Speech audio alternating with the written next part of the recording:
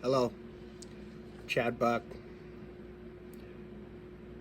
What you're looking at is circles.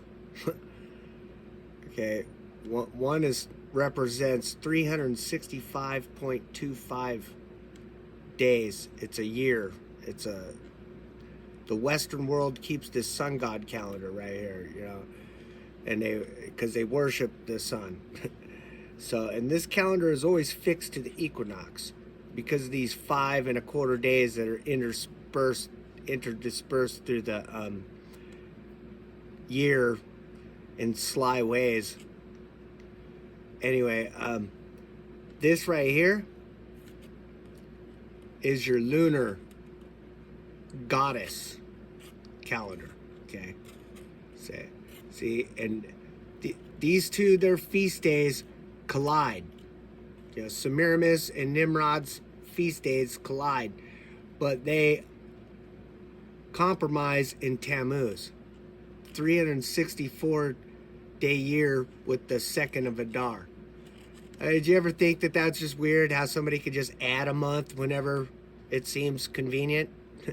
Well, they do it just so that their calendar stays fixed with the equinox, because a 364-day calendar is a day and a quarter off. So in like 16, 17 days or something, it shifts to where it's a whole month.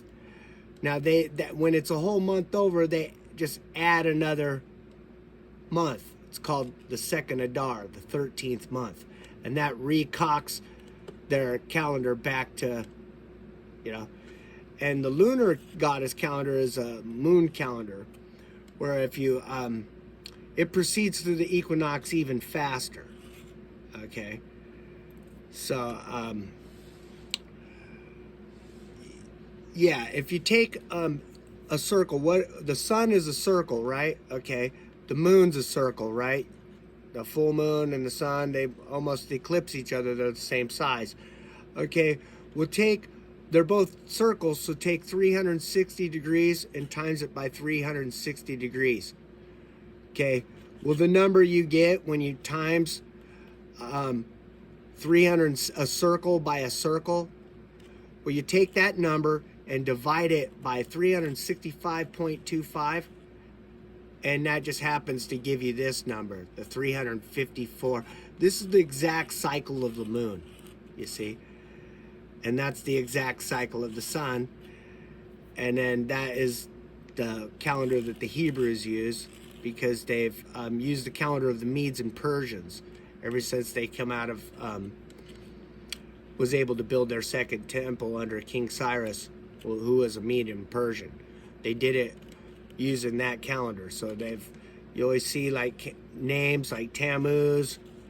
Well, Exodus 23 verse 13 says the names of heathen gods aren't to be found on your lips. So we ain't supposed to be keeping this calendar right here. That's pagan. Okay, now we know that in the Bible, in Revelations 11, let's take it back to Numbers. The feast days of the Lord are supposed to happen at their appointed times. The word used is the same word used in Daniel and the same word used in Revelations 11. It's times. It means it's a fixed time of 360-day years. And if you go adding to it and subtracting to it, you're going to be off. And I'm going to show you how it is off. Okay. See, all these calendars are fixed to the equinox. Okay. So you see Passover would come here, and the Feast of Tabernacles would be here. Okay. Well, I'm going to show you what a 360-day year does in comparison to what these do. Okay. Number one, in 70 years, a 360 year, it proceeds to the equinox, and without adding a month to get it to cock back, it just proceeds. Well, it takes 70 years for it to proceed all the way through the equinox, you see. And then so what that means is, if it takes 70 years to pass all the way through the equinox for a 360-day calendar to pass through the equinox, that means that it fluctuates in 70 years. It makes one complete turn. You see what I'm saying? It makes one complete turn. Okay, so now we're back to Passover again.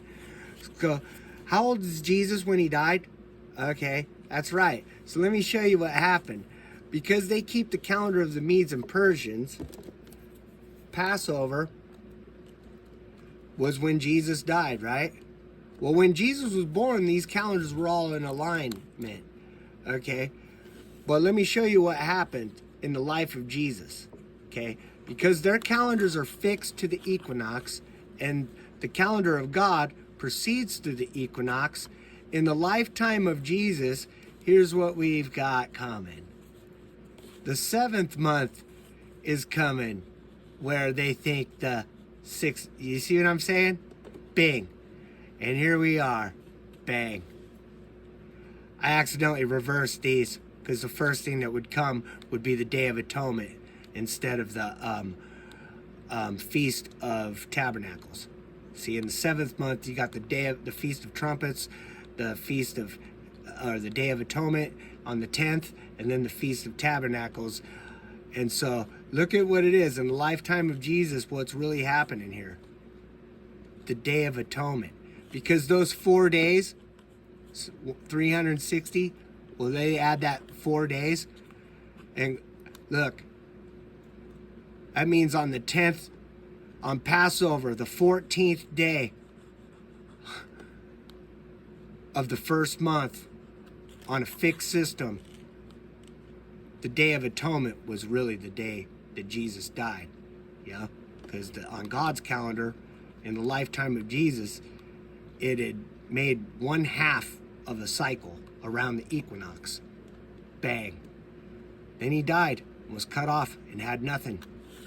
So, that's just a little taste of what I'm trying to put together. I know that there's programs to be able to computerize this and to really animate this to where people can understand what I'm trying to talk about, to where I have to do it with a pad and pencil this way. I mean, that's, but I took and I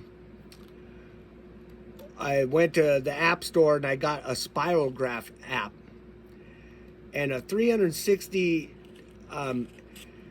Anyway, I used a 30 tooth gear because there's 30 days in a month and there's 84 months in a 1 week of years. So, and it made some really spectacular visual effects, some cool spiral graphic art. I would like to show it to you, and I probably will. But right now I'm running out of time, so that's just a little taste of what I'm trying to give you a taste of. So, bless you. Peace.